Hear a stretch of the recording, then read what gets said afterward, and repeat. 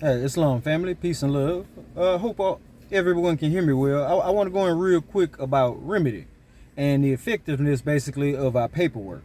So, when we do our name change proclamations, declarations, and things of that sort, they're private most of the time. Or even if you do just a plain affidavit of nationality, where you proclaim your nationality and do your name change or correction, however you want to style it.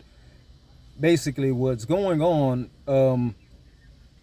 is, for the most part, is not an issue of the documents themselves where people are having issues. The issue that comes up when it comes to effectiveness of proclaiming our nationality and what our paperwork does, a lot of it boils down to people don't file it. It's not being filed in the court. It has to be filed in the county court records to officially be on public record and be used as evidence if something was to come up in a situation where you need it. So the process that most are doing now is they send to 7 different locations, and it's nothing wrong with that. But that process in particular is more about mailing. So it teaches you how to mail, how to send things in the mail, and is flooding certain positions or public officers about the fact that people are waking up to their nationality. And that's a really good thing. But that is not status correction. That is not necessarily even proclaiming your nationality on the record. So even though it does go through the mail and these people have public positions, they don't file it in a way where it's being documented anywhere to where it counts for your status correction or proclaiming your nationality.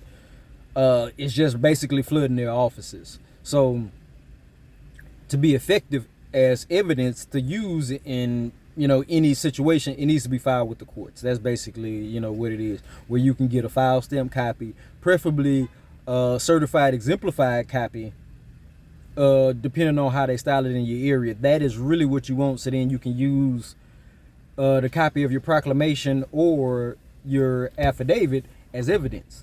The biggest difference is when you go into court, let's say for any type of charge, whether it be something that they're considering criminal or something that's traffic. If you don't have your nationality on the record already, your name change on the record, when you go in there, they pulling up straw man information and things of that sort. They're going to try and hold you to that. They want to hold you to that. And the thing is, it doesn't matter if you privately changed your name 10 years ago, but you never filed it in the courts or anywhere like that. It's not going to be effective. They're going to look at it as like you just did it just then at that point to try and gain a benefit of trying to get a case dismissed or something along them lines, trying to do a sovereign citizen movement is what they consider you as opposed to if they've generally truly made a mistake and you have your stuff on the record. It makes a big difference. So then you can log in and file a file stamp copy as evidence. That's the difference. And y'all forgive me, I'm at the grocery store. I'm waiting on my groceries to come. They just probably finna drop them in the back or something along them lines. But I'm looking around. Don't beat me up for that. I'm trying to live my life at the same time. But I definitely want to put this message out. So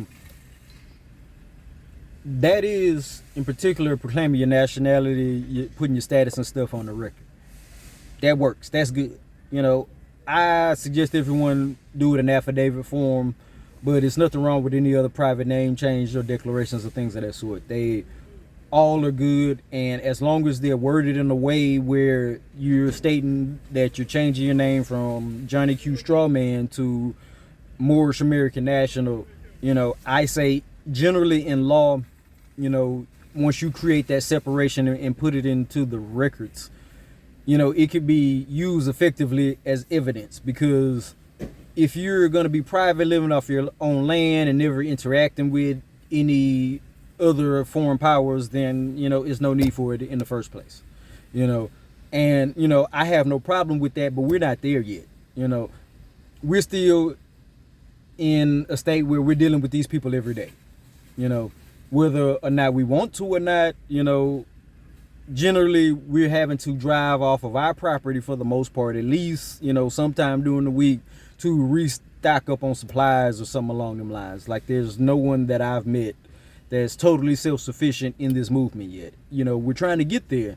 You know, there's certain people that have made steps, and you know, it's very good.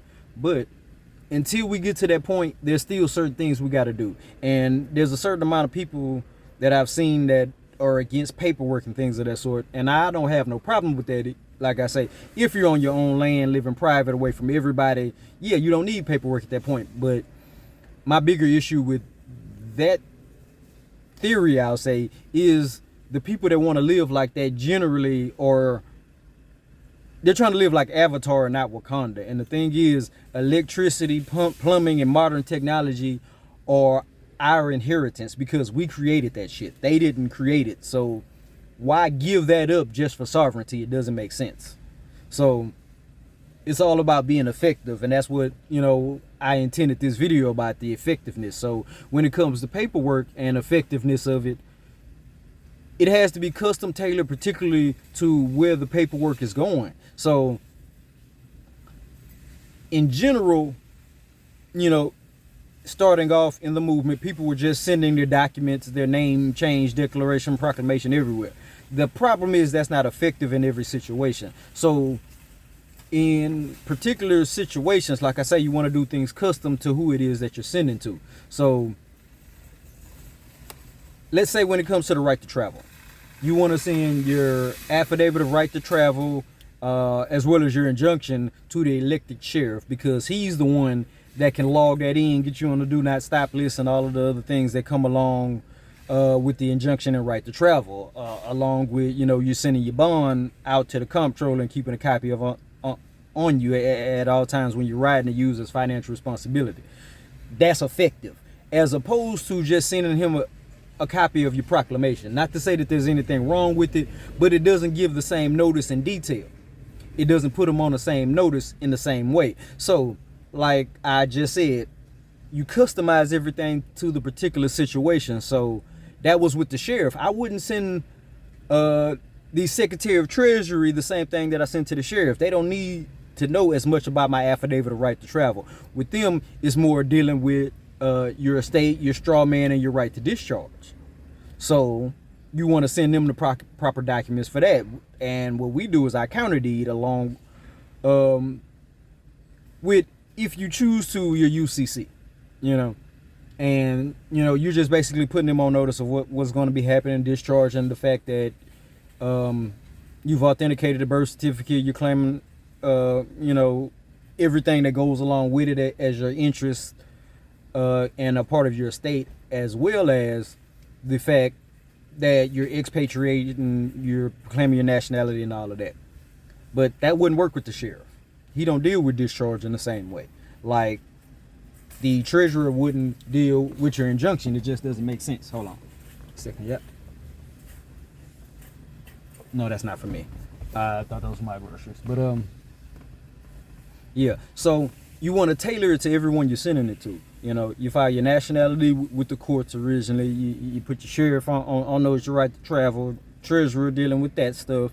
Same thing on the state level. It's the comptroller of currency who's going to be handling state discharge. So if you have child support or other state debts, tickets or things of that sort, you know, it's handled in that manner, in that fashion.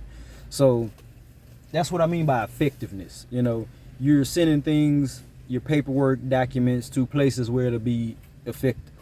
So, you know, we have classes that teach on this on my Ko-fi site, where I go in on lectures in particular on certain documents. So you can hit me up on there, and, you know, definitely continue to go through my other YouTube videos, and that will, you know, give you an idea of the direction of where I'm going, you know, because I've been teaching this stuff for years now.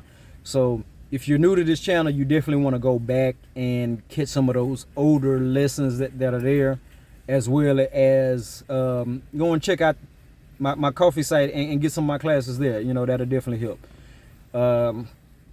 You know, if I left anything out, or if there's any videos, you can leave a comment about, you know, what you want to see next, and I definitely make that happen.